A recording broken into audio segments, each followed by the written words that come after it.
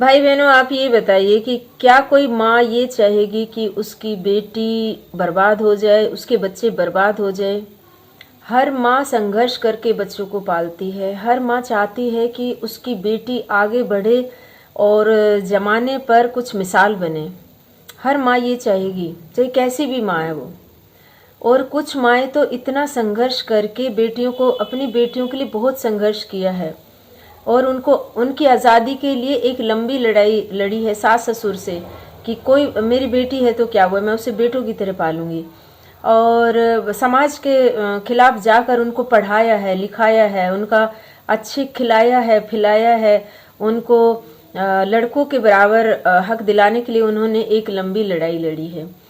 और उसके बाद उन्होंने ये जो फ़ोन है ना, वो इसलिए दिया होगा कि भाई तुम पढ़ाई करो और आगे बढ़ो बेटा, जान लड़ा दो। हमने बहुत तुम्हें सुख देने के लिए बहुत लड़ाइयाँ लड़ी है, बहुत संघर्ष किया है।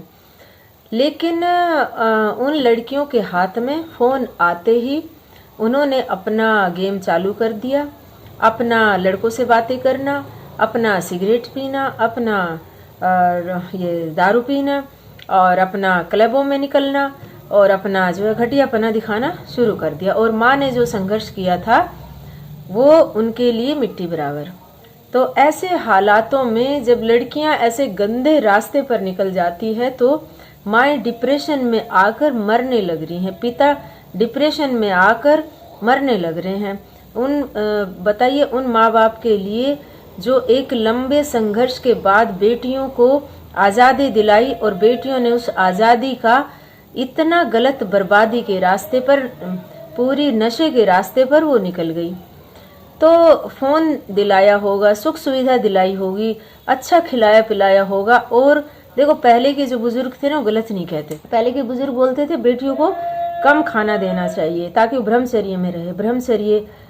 लेकिन आजकल क्या है कि माँ बापों ने अपना बेटियों को बेटों के बराबर दर्जा देकर उनको अच्छा खिलाया पिलाया है ताकि उनका ये जो माइंड है ना कुछ शार्प रहे। बढ़िया डाइट दी है, पूरा प्रॉपर डाइट देने के बाद उन्होंने गंदे रास्ते पर वो लड़कियां निकल जाती है। तो जितना न्यूट्रिशन का ध्यान रखा, प्रॉपर डाइट का ध्यान रखा, तो लड़कियों ने, बच्चियों ने, बेटियों ने माँ बाप की ऐसी धज्जियाँ उड़ा दी। और वो किसी भी एरिया की हो सकती है। आजकल कोई ऐसा नहीं है कि भाई इस एरिया की लड़कियाँ अच्छी हैं, गांव की अच्छी है, शहर की वो है। ये हर जगह जहर फैल गया है। बॉलीवुड का जहर हर जगह फैल गया है, नशे का जहर हर जगह फैल गया है।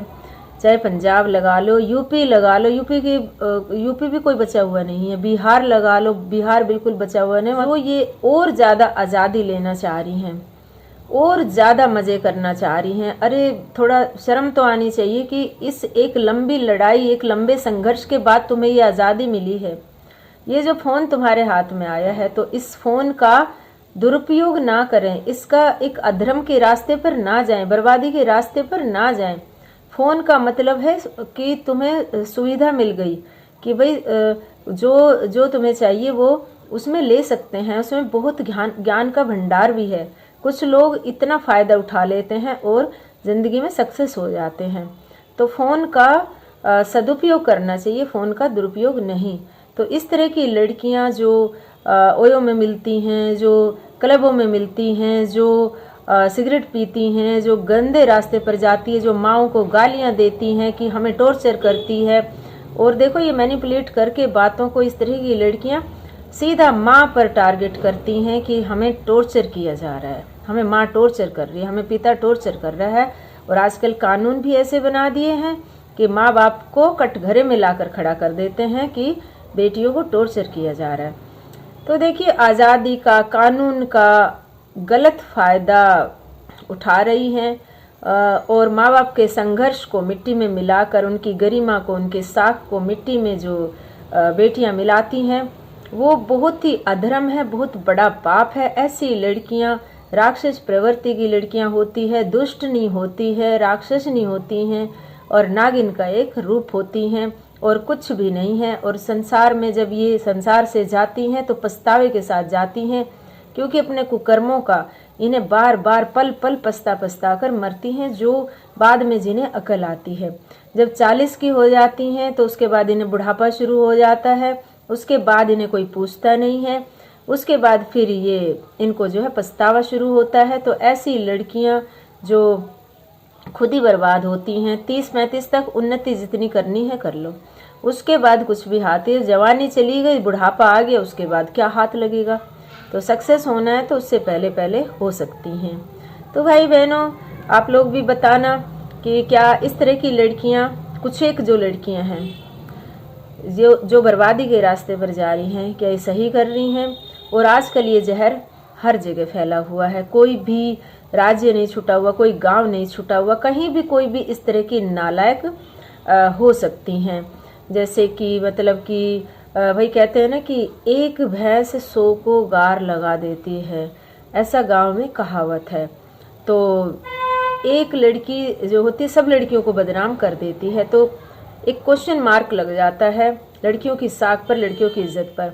नहीं तो फिर एक ज़माना ऐसा आ जाएगा कि इनको फिर से बंद किया जाएगा अंदर, फिर से जल्दी जल्दी शादियां कर दी जाएगी, फिर से ये आज़ादी छीन ली जाएगी, तभी ये मानेंगी, वरना तो फिर जो आज़ादी मिली है उसका तो दुरुपयोग हो रहा है। फिर बढ़िया हो जाए, क्योंकि जब एक अति हो जाती है, जब माँ बाप ने लंबे संघर्ष के बाद इनको आज़ादी दी है और इन्होंने इस आज़ादी का दुरुपयोग किया, तो आने वाली पीढ़ी ये सीखेगी कि भाई इनका जल्दी जल्दी रोक काटो, इनका 12-13 साल में रोक काट दो, शादी कर दो, इनको अंदर ही रखो, इनको ना पढ़ाओ, तो फिर से वही चीज़ें आना शुरू हो जाएगी। क्योंकि प्रकृति के साथ जब कोई भी इंसान खिलवाड़ करता है तो प्रकृति भी उसकी दुश्मन बन जाती है, उसको उल्टा करके देती है।